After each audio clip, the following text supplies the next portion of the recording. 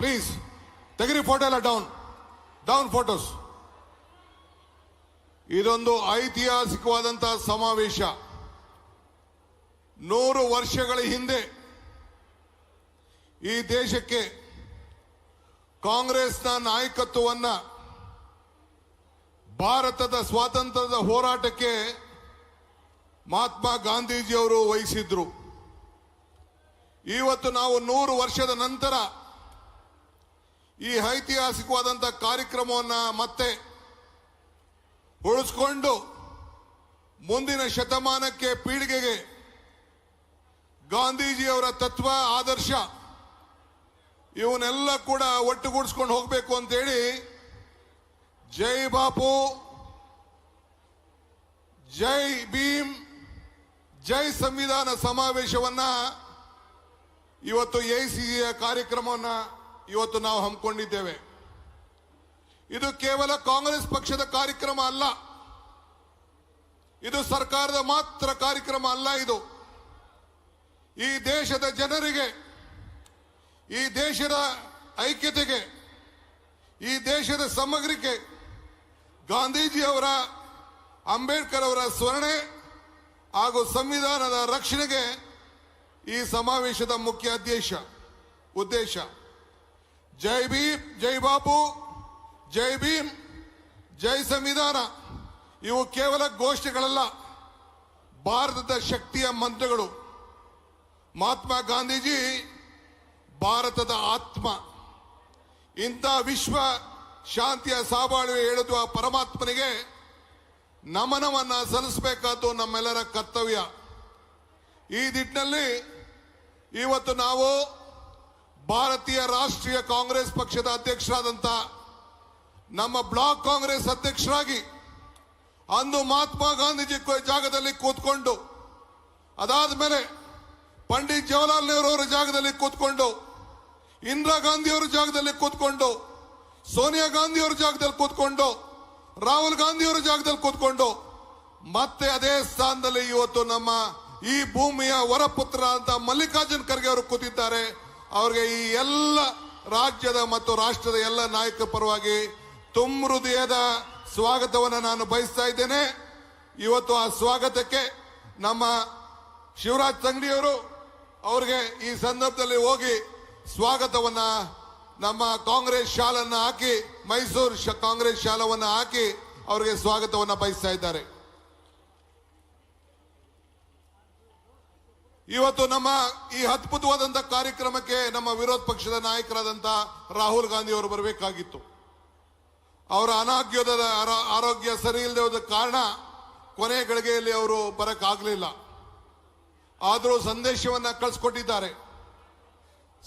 ಪಕ್ಷದ ಪರವಾಗಿ ಮತ್ತೊಬ್ಬ ನಮ್ಮ ಪ್ರಧಾನ ಕಾರ್ಯದರ್ಶಿಗಳು, ಗಾಂಧಿ ಕುಟುಂಬ, ಇಂದಿರಾ ಗಾಂಧಿಯವರ ಮೊಮ್ಮಗಳು ನಮ್ಮ ರಾಜ್ಯಕ್ಕೆ ಬಂದು ಹೆಣ್ಣು ಮಕ್ಕಳಿಗೆ ಒಂದು ಶಕ್ತಿ ಕೊಡಬೇಕು ಅಂತೇಳಿ ಇವತ್ತು ಏನು ಗೃಹಲಕ್ಷ್ಮಿಯನ್ನ ಚಾಲನೆಯನ್ನು ಮಾಡಿ ನನ್ನ ಕೈಲಿ ಮತ್ತು ಸಿದ್ದರಾಮಯ್ಯನವರ ಕೈಲಿ ಇಬ್ಬರು ಕೈಲೂ ಕೂಡ ಈ ಗ್ಯಾರಂಟಿಯನ್ನು ಅನುಷ್ಠಾನಕ್ಕೆ ತಂದು ಇವತ್ತು 36 ಕೋಟಿ 1,22,00,000 ಜನರಿಗೆ ಗೃಹಲಕ್ಷ್ಮಿಗೆ 2,000 ರೂಪಾಯಿ ಕೊಡ್ಲಿಕ್ಕೆ ಒಂದು ಹೊಸ ಯೋಜನೆಯನ್ನು ಪ್ರಾರಂಭ ಮಾಡಿದಂತ ಒಬ್ಬ ಧೀಮಂತ ನಾಯಕಿ ಶ್ರೀಮತಿ ಪ್ರಿಯಾಂಕಾ ಗಾಂಧಿ ಅವರು ಬಂದಿದ್ದಾರೆ. ಅವರಿಗೆ ನಮ್ಮ ಲೋಕಸಭಾ ಸದಸ್ಯೆ ನಮ್ಮ ಕುಮಾರಿ ಪ್ರಿಯಾಂಕಾ ಜಾರಕಿಹೊಳಿ ಅವರು ಅವರಿಗೆ ಸ್ವಾಗತವನ್ನ ಇವತ್ತು ಬಯಸ್ತಾ ಇದ್ದಾರೆ.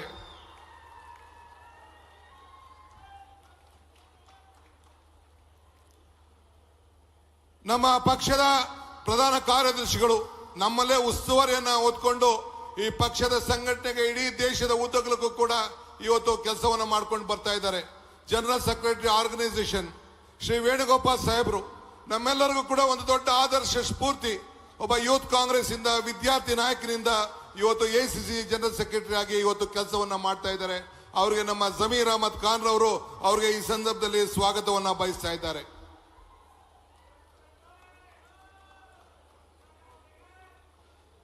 ನಮ್ಮ ಉಸ್ತುವಾರಿಗಳಾದಂಥ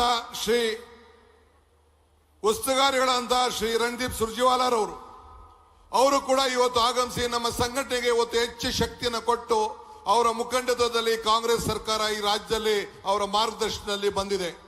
ಅವ್ರಿಗೂ ಕೂಡ ಈ ಸಂದರ್ಭದಲ್ಲಿ ನಮ್ಮ ಬಾಲಕೃಷ್ಣರವರು ರೇವಣ್ಣವರು ಅವ್ರಿಗೆ ಹೃದಯಪೂರ್ವಕವಾದಂತಹ ಸ್ವಾಗತವನ್ನ ಅವ್ರಿಗೆ ಬಯಸ್ತಾ ಇದ್ದಾರೆ.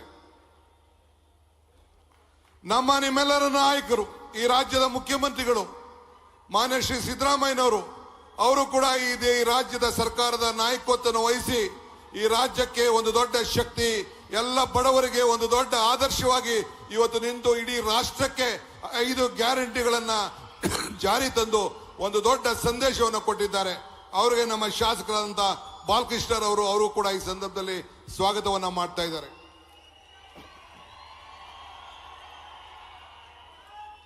ಮತ್ತು ನಮ್ಮ ಪಕ್ಕದ ರಾಜ್ಯದ ಉಪಮುಖ್ಯಮಂತ್ರಿಗಳು ಅವರು ಕೂಡ ಬಂದಿದ್ದಾರೆ. ಹಿಂದೆ CLP ನಾಯಕರಾಗಿದ್ರು ಬಟ್ಟಿ ವಿಕ್ರಮಾದಿತ್ಯರವರು, ಅವರು ಕೂಡ ತೆಲಂಗಾಣದವರು, ನನ್ನ ಆತ್ಮೀಯ ಮಿತ್ರರು. ಅವ್ರಿಗೂ ಕೂಡ ಈ ಸಂದರ್ಭದಲ್ಲಿ ನಾನು ಪಕ್ಷದ ಪರವಾಗಿ ನಮ್ಮ ವಿನಯ್ ಕಾರ್ತಿಕ್ ಅವರು ಅವ್ರಿಗೆ ಸ್ವಾಗತವನ್ನ ಬಯಸ್ತಾ ಇದ್ದಾರೆ. ಬಹಳ ಜನ ನಾಯಕರುಗಳಿದ್ದಾರೆ, ಎಲ್ಲರ ಹೆಸರನ್ನು ನಾವು ತೆಗೆದುಕೊಳ್ಳಕ್ ಆಗುದಿಲ್ಲ, ಕ್ಷಮಿಸಬೇಕು. ಗಾಂಧಿ ಸಮಿತಿಯ ಅಧ್ಯಕ್ಷರಾಗಿದ್ದಂತ ಮೊಯ್ಲಿ ಸಾಹೇಬರು, ನಮ್ಮ ವೀರಪ್ಪ ಮೊಯ್ಲಿ ಸಾಹೇಬರು ಮತ್ತು ಈ ಒಂದು HK ಪಾಟೀಲ್ ರವರು, ಹೀಗೆ ನಮ್ಮ BL ಶಂಕರ್ ಅವರು, ನಮ್ಮವರೇ ಆದಂತ ನಮ್ಮ ಜನರಲ್ ಸೆಕ್ರೆಟರಿ ಆದಂತ ನಮ್ಮ ರಮೇಶ್ ರವರು ಎಲ್ಲ ಕೂಡ MP ಅವರು ಇದ್ದಾರೆ. ಬಹಳ ಜನ ವೇದಿಕೆಯಲ್ಲಿದ್ದಾರೆ. I would like to welcome all the leaders from all over the India, working committee members, PCC members, and all the opposition leaders, and all the MPs from the different part of the country, and all the ministers coming from different part of Telangana, and various friends, and ella nama shaskargalu, and all our parliament members, ministers, colleagues, my workers, and all the people ಇಲ್ಲಿ ದೊಡ್ಡ ಸೇರಿದಂತ ಒಂದು ಬೃಹತ್ವಾದಂತಹ ಕಾರ್ಯಕ್ರಮ. ನನ್ನ ಮಾಧ್ಯಮ ಮಿತ್ರರು, ಎಲ್ಲ ಕಾಂಗ್ರೆಸ್ಗರು, ಕಾರ್ಯಕರ್ತರು, ಪಕ್ಷದ ಸಂಘಟನೆಯಲ್ಲಿ ಎಲ್ಲ ದುಡಿತಾ ಅಂತ ಎಲ್ಲ ಕೂಡ ಬಂದಿದ್ದೀರಿ.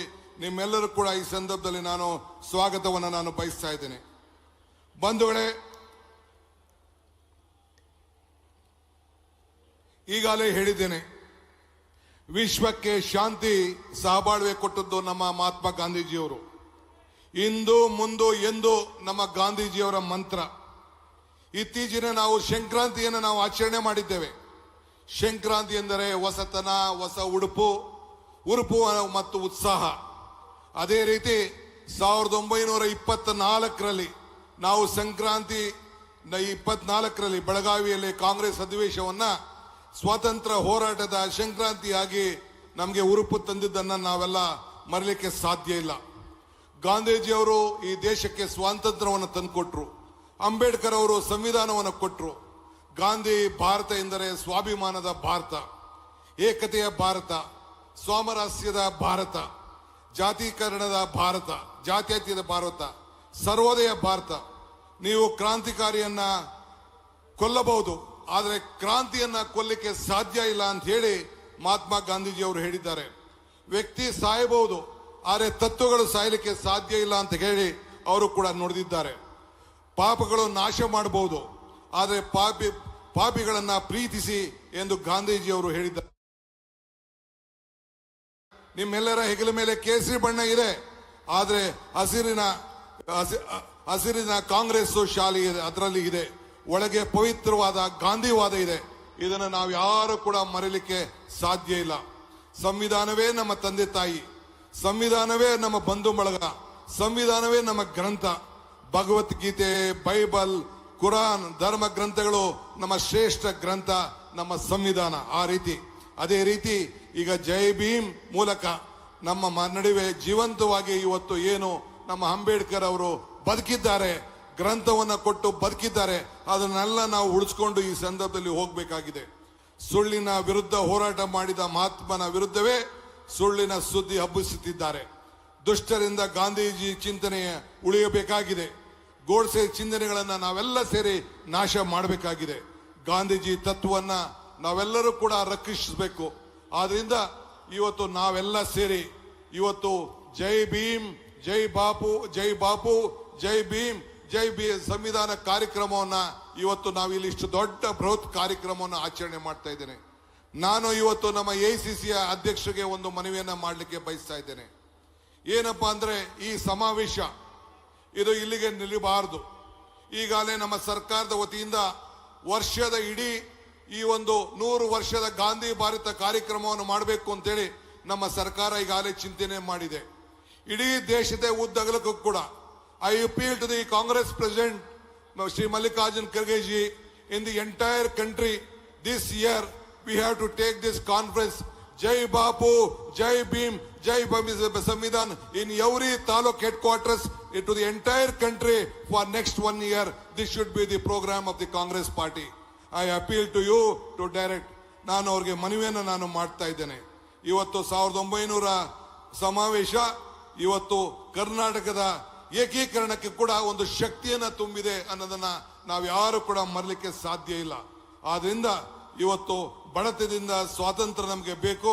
ಅದಕ್ಕೋಸ್ಕರ ಈ ಗ್ಯಾರಂಟಿಯನ್ನ 5 ಗ್ಯಾರಂಟಿಗಳನ್ನು ನೀಡಿ ಈ ದೇಶಕ್ಕೆ ನುಡಿದಂತೆ ನಡೆದಿದ್ದೇವೆ. ನಾನು ಇನ್ನು ಹೆಚ್ಚಿಗೆ ನಾನು ಮಾತಾಡೋಕೆ ಹೋಗುದಿಲ್ಲ. ಬಹಳ ಜನ ನಮ್ಮ ನಾಯಕರುಗಳು ಮಾತಾಡೋರು ಇದ್ದಾರೆ. ಆದ್ರಿಂದ ಈ ಸಂದರ್ಭದಲ್ಲಿ ನಾವು ನೀವೆಲ್ಲ ಸೇರಿ ಗಾಂಧೀಜಿಯವರ ತತ್ವ, ಅಂಬೇಡ್ಕರ್ ಅವರ ಸಿದ್ಧಾಂತ, ನಮ್ಮ ಸಂವಿಧಾನದಲ್ಲಿ ಏನು ನಮಗೆ ಇವತ್ತು ಗ್ರಂಥವನ್ನು ಕೊಟ್ಟಿದ್ದಾರೆ ಅದನ್ನು ಉಳಿಸ್ಕೊಂಡು ನಾವೆಲ್ಲ ಕಾಪಾಡ್ಕೊಂಡು ಹೋಗಬೇಕಾಗಿದೆ. ನಮ್ಮ ಎಲ್ಲ ನಾಯಕರುಗಳು ಇಡೀ ವಿಶ್ವ ರಾಜ್ಯರ ದೇಶದ ಈ ಒಂದು ಐತಿಹಾಸಿಕವಾದಂತ ಕಾರ್ಯಕ್ರಮದಲ್ಲಿ ಪಾಲ್ಗೊಂಡಿದ್ದೇ ನಿಮ್ಮೆಲ್ಲರ ಭಾಗ್ಯ. ನಾನು ಆಗಾಗ ಒಂದು ಮಾತು ಹೇಳ್ತಾ ಇರ್ತೀನಿ, ಪುರಂದರದಾಸರು ಒಂದು ಮಾತು, ಇದು ಭಾಗ್ಯ ಇದು ಭಾಗ್ಯ ಇದು ಭಾಗ್ಯವಯ್ಯ, ಪದುಮನಾಭನ ಪಾದ ಭಜನೆ ಪರಮ ಸುಖವಯ್ಯ ಅಂತೇಳಿ. ಹಂಗೆ ನೀವು ನಾವೆಲ್ಲ ಸೇರಿ ಇಂಥ 100 ವರ್ಷದ ಇತಿಹಾಸದ ಕಾರ್ಯಕ್ರಮದಲ್ಲಿ ಪಾಲ್ಗೊಂಡಿದ್ದೇ ಒಂದು ಭಾಗ್ಯ, ನನ್ನ ಭಾಗ್ಯ ನನ್ನ ಭಾಗ್ಯ ಅಂತ ಭಾವಿಸಿದ್ದೇನೆ. ಎಲ್ಲರಿಗೂ ನಮಸ್ಕಾರ. ಜೈ ಹಿಂದ್, ಜೈ ಮಹಾತ್ಮ ಗಾಂಧೀಜಿ, ಜೈ ಕಾಂಗ್ರೆಸ್ ಪಾರ್ಟಿ.